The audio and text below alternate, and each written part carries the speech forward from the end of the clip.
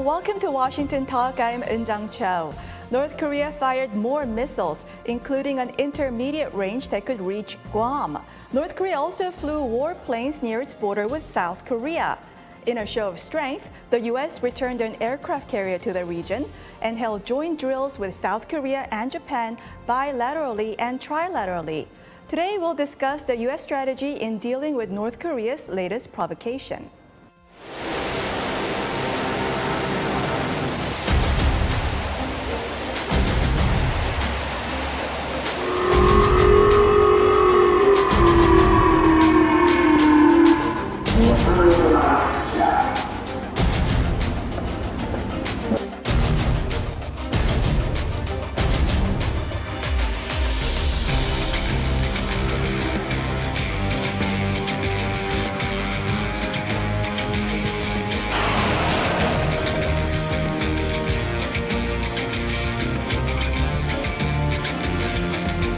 We strongly condemn Democratic People's Republic of Korea, DPRK's dangerous and reckless decision to launch a long-range ballistic missile over Japan.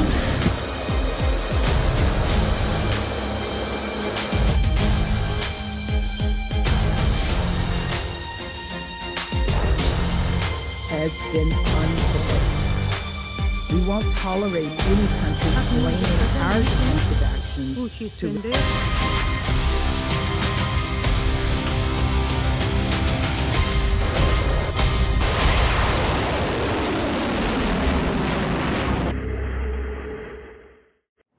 Joining us for insight and analysis, Mr. Robert Rapson. Mr. Rapson served as a chargé d'affaires at the U.S. Embassy in Seoul until July 2021. He was Deputy Chief of Mission at the U.S. Embassy Seoul and Political Counselor and Acting Deputy Chief of Mission at the U.S. Embassy Tokyo. Mr. Rapson was also the Director for Korean Affairs at the State Department. Also joining us, Mr. Christopher Johnstone, Senior Advisor and Japan Chair at the Center for Strategic and International Studies. Mr. Johnstone was the Director for East Asia at the National Security Council under President Biden until June of this year. He also served as the Director for Japan and Oceanian Affairs at the NSC, Principal Director for South and Southeast Asia, as well as Director for Northeast Asia in the Office of the Secretary of Defense. Welcome to Washington Talk. Thank you. Thank you. It's great to be here. North Korea fired intermediate range that flew over Japan that could reach Guam, which is the first time in 5 years. How different is the level of provocation this time compared to the short-range missiles? Yeah, this is certainly an elevation in the level of provocation. The systems that North Korea has been more recently testing, of course, are shorter range, clearly intended to strike targets in South Korea in the event of a conflict. This, as you said, is a regional weapon, one intended to range all of Japan and also to strike U.S. forces in Guam if necessary. So this is clearly a message from the North to the region as a whole, and to the United States and Japan in particular, that North Korea's capabilities are formidable. And Mr. Rapson, so in the event of this intermediate range, USS Ronald Reagan was returned to the region. And given the fact that Reagan battle group can attack anywhere inside North Korea at will, what is the message to North Korea from the U.S. side? Well, I think it's a consistent message from the U.S. in terms of our projection of force as part of our extended deterrence strategy. The Reagan represents symbolic but a very powerful asset that the U.S. possesses that it can deploy in the region at moment's notice, and it sends a very strong message, a message that North Korea is well familiar with, but it needs reiteration at these points in time where the North is rattling the cages a bit with their provocations of short-range and intermediate-range ballistic missiles. Military experts tell me that USS Reagan has the ability to go after the leadership and the command and control center at will. So North Korea called this Ronald Reagan aircraft carrier a piece of scrap metals. What specific capabilities does the Ronald Reagan have that North Korea should fear? Well, again, in the public domain of what an aircraft carrier has in terms of the aircraft it possesses, the weapons its aircraft carry. So it's no surprise to the North Koreans about what the Ronald Reagan, as well as other U.S. Carriers, what they represent. They don't like the fact that the Reagan is being deployed because it's a reminder of the overwhelming superiority that the U.S. and the ROK enjoy in terms of its ability to deal with aggression from the North. If I could just add on to that, an aircraft carrier like the Ronald Reagan carries about 75 aircraft, both fixed wing as well as helicopters, so it's a lot of firepower, and it's generally escorted by destroyers that also have cruise missiles. So this is a powerful demonstration of force.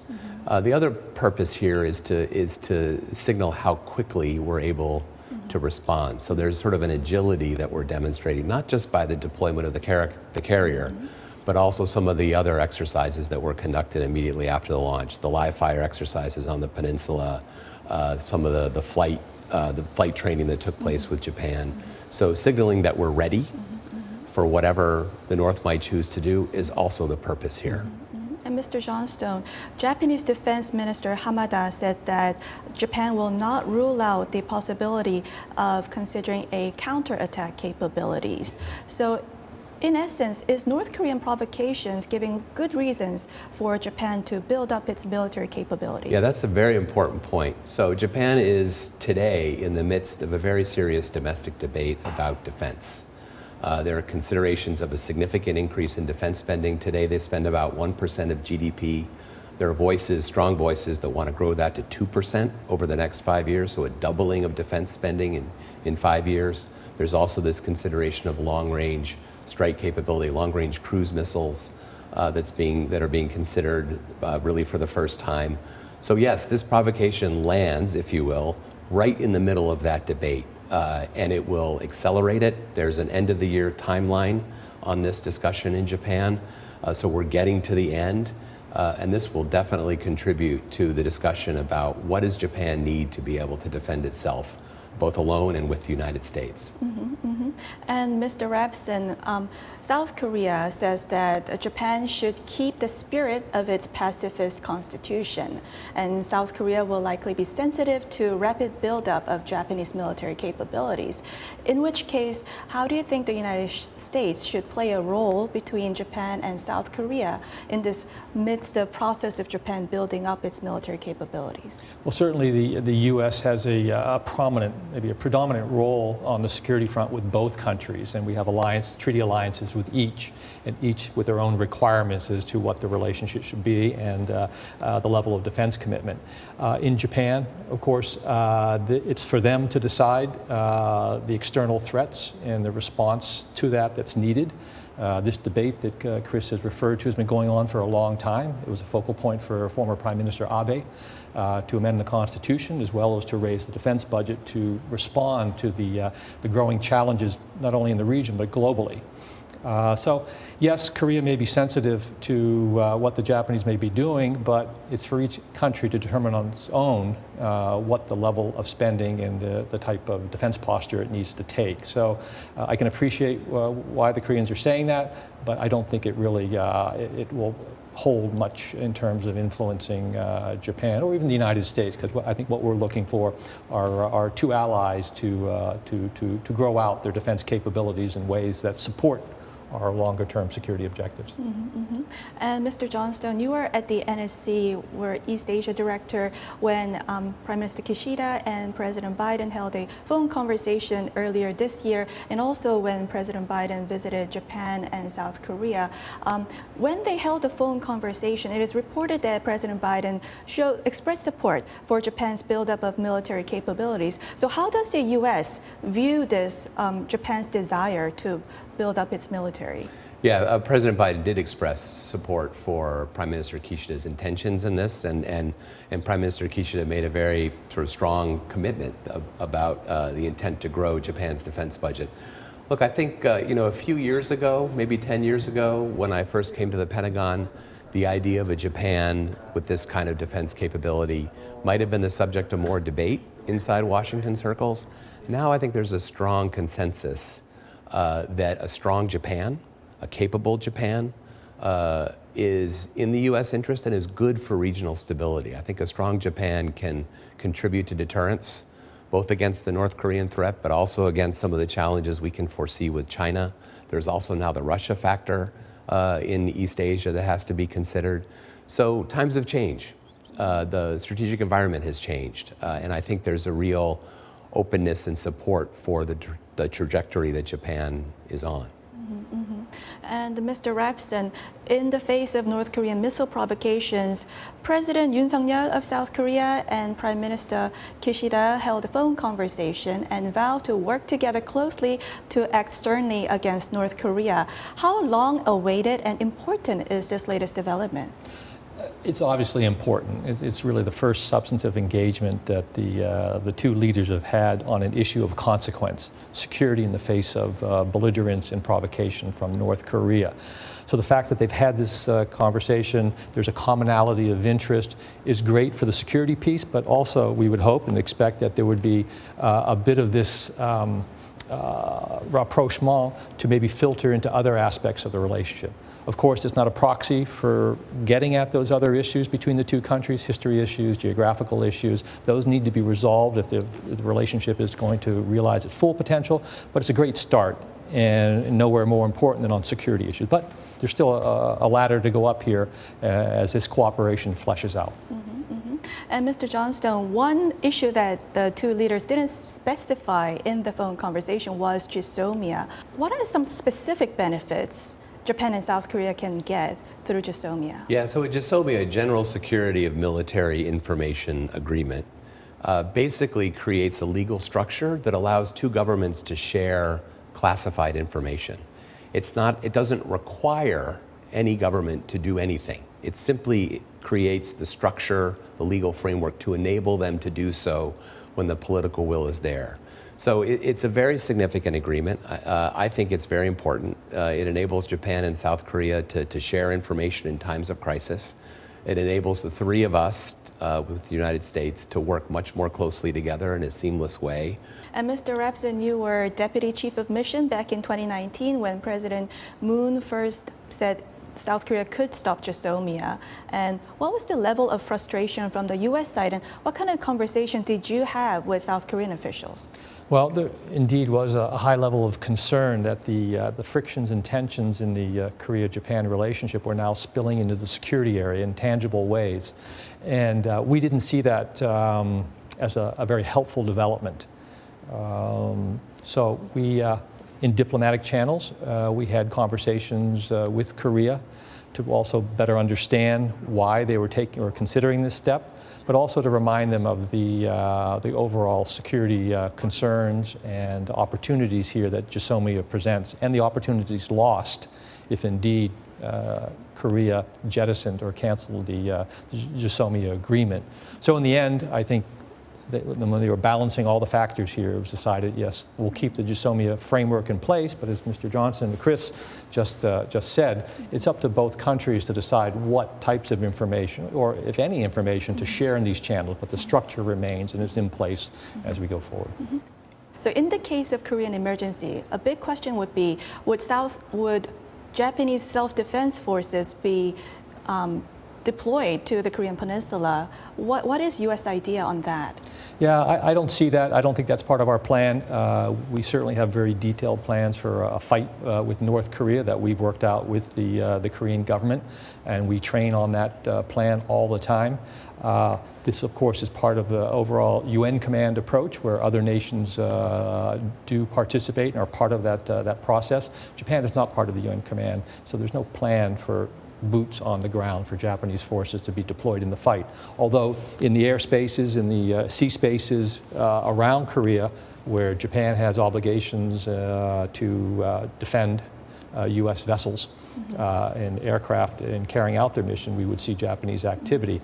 The only instance where I could see possibly Japanese forces or personnel being deployed to Korea would be in the operations to evacuate third country nationals, in Japan's case, Japanese citizens who live in Korea. There would be a massive effort to evacuate Japanese as well as many other nationalities who reside in Korea. But that's the only instance I can see where Japanese assets and personnel might be temporarily deployed to help with that evacuation process. And that's another important point, that because Japan would be a key location for the evacuation of civilians, non-combatants from the Korean Peninsula. The plan is for many thousands of such people to come to locations in Japan. So again, there's just inherently a Japanese role in the event of a contingency, and that's why this coordination is so important. But just as Rob said, there's no vision of actual boots on the ground. Well, I want to change subjects now and talk about the latest UN Security Council meeting, emergency meeting on North Korean missile launches. And in that meeting, Mr. Rapson, it ended without any result, no joint statement. Are we at a point where we cannot expect any other UN sanctions on North Korea? Is the utility of UN Security Council now over? No, I don't, but I don't think the utility is over. But for the moment, for the foreseeable future, and we don't know how long that will last, the Security Council is going to be a roadblock for any further sanction activity against North Korea, and largely due, of course, to the positions, the evolving positions now of Russia and China, the two permanent Security Council members who have the right of veto, and they've clearly indicated that they're not going to see through the Security Council any additional punitive measures against the North. So the North at this point has a bit of a free license to do more. Although we clearly have the option and the ability to sanction them bilaterally or unilaterally, as well as working with other like-minded partners and allies to bring greater pressure to bear. But the Security Council in and of itself is deadlocked. And I'm not seeing that changing for the foreseeable future. We'll of course have to see if North Korea tests conducts its seventh nuclear test, which has been forecast for I don't know how long now. Yeah, for months. One of these now. days it'll happen, but it could be sooner, and that will be a litmus test for those two Security Council permanent members, particularly the Chinese, on what tack they'll take. In the case of North Korea's seventh nuclear test, do you think China and Russia will show different position and agree with more sanctions on North Korea? Yeah, I'm not, like Rob says, I'm not optimistic. This is one of those areas in which this partnership with no limits that Beijing and Moscow announced just before the war started becomes a factor, right? In my view, it's mostly a symbolic relationship. We haven't seen, for example, much Chinese support for the Russian war effort. But in the UN is where you see the manifestation of their cooperation. And as a result, it does make things like responding to North Korean provocations much more difficult. So I'm not optimistic that the Council would be any more effective in a nuclear test. Prepared to be wrong, but not optimistic. No, I think you're right. I think the Russians, given their posture now on nuclear weapons in the battlefields around Ukraine, and their rhetoric suggests that they're clearly going to block any movement in that direction. China, they won't be happy that the North is testing a nuclear weapon, but how that will manifest itself, I see. Maybe they abstain from at best, abstain from a vote in the Security Council, but I don't see them proactively getting behind the movement. If any of you can take my question first. So back in 2017, China and Russia actually agreed with 4 different new sanctions on North Korea at the UN Security Council. And at the time, US Ambassador to the UN, Ambassador Haley, said that she actually used President Trump's unpredictableness and approached China and Russia and persuaded them that, U.S. could use forceful actions, that U.S. could do some military actions against North Korea. And that's where China and Russia came to support new UN sanctions on North Korea. So at this point where China and Russia is not moving at all, should we consider strategy like that at this point? Well, 2017 seems like a long time ago. It does, doesn't it? But now we're talking about the fire and fury period, Right. which was a very dynamic, and I think all the major powers in play, China, Russia, the US, or Japan, even Korea, were uncertain as to where this was leading. There was a number of measures or statements by the US leader that really raised serious questions about the direction here. So I think there was a commonality of interest to be supportive of the US and eventually find an off-ramp for the escalating rhetoric and tensions on the peninsula, and fortunately the Winter Olympics happened to be Got in the way. happened to be there, and an opportunity for some form of at that time reconciliation and an engagement and dialogue. So no, I don't see a parallel in that respect here. Yeah, I think what I'd say is it's certainly the case that I think history suggests that China becomes more involved, more willing to exert pressure on North Korea when it's concerned about the possibility of things getting out of control on the peninsula or in the region, when they become concerned about the possibility of conflict. So I think that is true, but it's I wouldn't go so far as to recommend using this as an explicit strategy for the United States. I think ultimately it is not in China's interest for the North Koreans to have a nuclear weapons program. And we have to continue to remind them of that just introduces a factor into the region that is ultimately against their interests. At the moment, it's not an argument they listen to, but we have to keep making it. If any of you can take my question again. Sanctions experts tell me that we're going to have to make China choose between North Korea or between access to U.S. financial system. In other words, go after Chinese banks and Chinese companies. Would that be a good idea to seek to draw out some kind of Chinese support to go against North Korea? Well, I think there are, much larger issues in play now with Russia and China's position on Russia and what they will or won't do in support of Russia. And certainly if Mr. Putin decides to deploy tactical nuclear weapons, that changes the equation completely. And we're in sort of uncharted territory at that point. So I think North Korea, while it's making a lot of noise and capturing world attention for the time being, is still a backwater issue. And high-level tension is really focused more on these broader issues, particularly the challenge in Ukraine. Yeah, I would just say that certainly we should continue to do everything we can to follow the money, to look for banks and other institutions that handle North Korean funds. And if we're able to identify Chinese banks that are, and it's feasible to go after them in a way that doesn't disrupt the larger financial system, I think that absolutely should be a policy option that's on the table. In a universe where we don't have great options, that does seem to be one that we should continue to pursue. Sanctions' ability to produce the results we want have been greatly diminished. China is no longer policing the border in ways that are helpful. Russia, of course, is now talking about perhaps purchasing weapons from North Korea. And North Korea has just gone through the COVID period where they self-imposed their own set of sanctions, which were in many respects far worse than anything we've been able to do to them over the past decade. So the sanctions route is not necessarily going to be a productive one, although we need to proceed with the policies we've developed and find those opportunities, as Chris was saying, to target them. And cryptocurrency, cyber activity, the North seems very resilient in finding a way to survive and maybe in some ways thrive into this changing geostrategic environment. And just on a final note, other than sanctions, what other measures, what other toolbox do we have in the toolbox for the United States against North Korea's continued provocations? Yeah, I view this mostly as a deterrence issue at this point. I mean, we now are approaching 30 years of attempting to deal with a North Korean nuclear program. I can assure you from my time in government, and I'm sure Rob would agree, every option has been explored exhaustively over multiple administrations.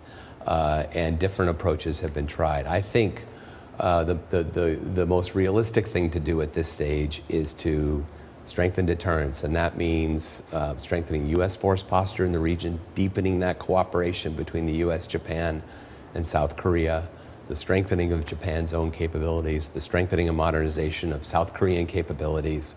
At the end of the day, it's not in North Korea's interest to initiate a conflict that it has no way to win. And I think the best way to deal with the problem is to remind them of that sort of every day with how we operate. Well, that's all for today. Mr. Rapson, Mr. Johnstone, thank you very much for joining us. Thank you. Thank you. Great to be here. Thanks. All right, and that's all we have for today. Thank you for watching. We'll be back next week with U.S. experts to discuss the two Koreas and the region right here from Washington.